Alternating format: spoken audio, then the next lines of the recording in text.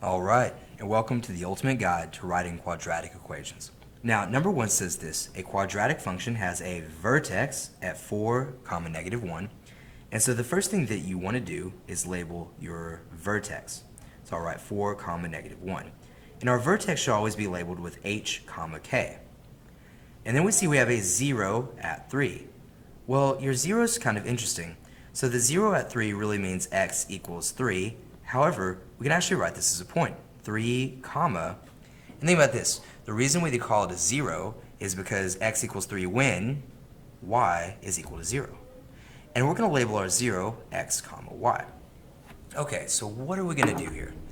Well, we have a form of a quadratic called vertex form.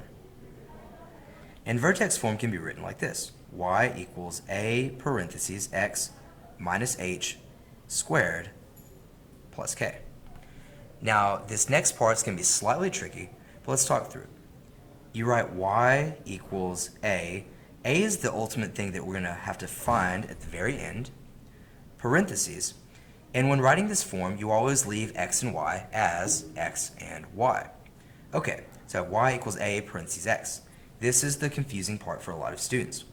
When I label my vertex as h, k, this h value 4 is actually this x right here. So this x is actually 4.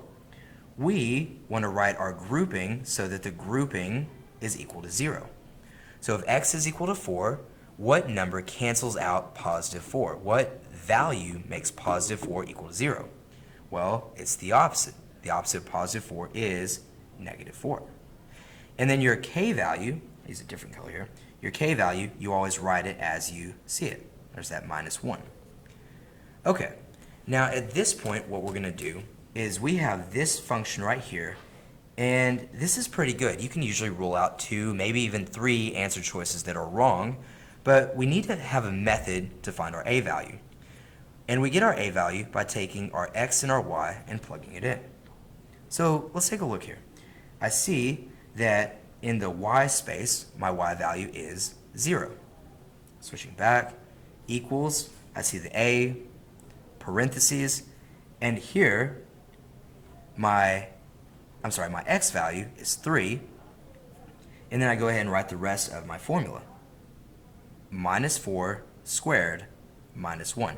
So notice I just took my formula and I plugged in my x and my y. Now at this point we're going to begin solving, and you're going to do 2 things here. One, we can get rid of our minus 1 by adding 1 to both sides. So I have 1 equals a parentheses. And what is 3 minus 4? Well, 3 minus 4 is negative 1 squared. From here, I want to do negative 1 squared, which is really just negative 1 times negative 1, which is a positive 1. And when 2 things are side by side, they're being multiplied. So to get the a by itself, I will divide both sides by 1. And I get a equals 1. Now here's what I'm going to do. I'm going to kind of pause this video. I'm going to kind of clean it up just a little bit and show you how to finish the problem. Okay, so in green right here, I have our function that we had down here in the blue. And the way that you finish this is simply by replacing a. Okay?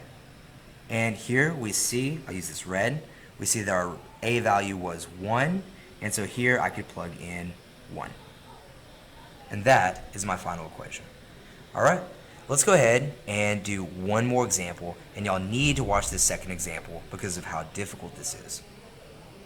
Okay, here we have our next example, which is problem 3 from the packet, and it says the quadratic function has a vertex at negative 3, comma, negative 2. That is our vertex.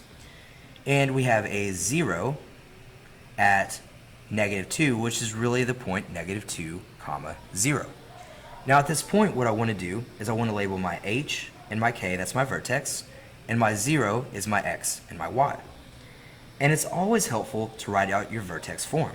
Y equals a parentheses x minus h squared plus k.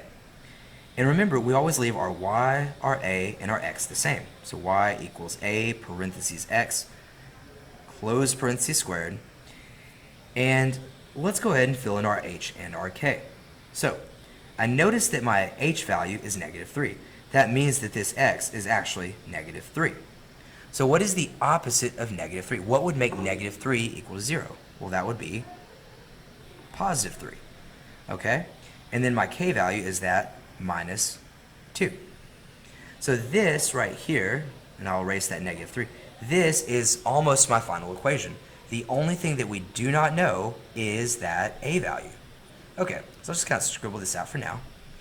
And let's go ahead and solve for this. So I take a look here, and I have this 0 is at negative 2 comma 0, and my y value is 0. So I'll switch back to orange as I write the rest. So I write 0 is equal to a parentheses squared. And here, on the outside I know I have minus 2, but let's go ahead and write out the inside. Okay? For x, I want to go ahead and plug in that negative 2, and then I go ahead and write my plus 3. So notice that I've plugged in my y value and I've plugged in my x value. And at this point, let's continue on. So I'm going to add 2 to both sides. Alright, so now I have 2 equals my a value, parentheses, negative 2 plus 3 is positive 1 squared. And as I keep working down, well, let's see, 1 squared is 1. And how do I get rid of my multiplication? Well, I divide both sides by 1. So at this point, a equals 2. When I write my final problem, I write y, or my final answer, I write y equals 2, that was my a value, parentheses, x plus 3 squared minus 2. Alright? I hope this was helpful, and I'll catch y'all in our next video series.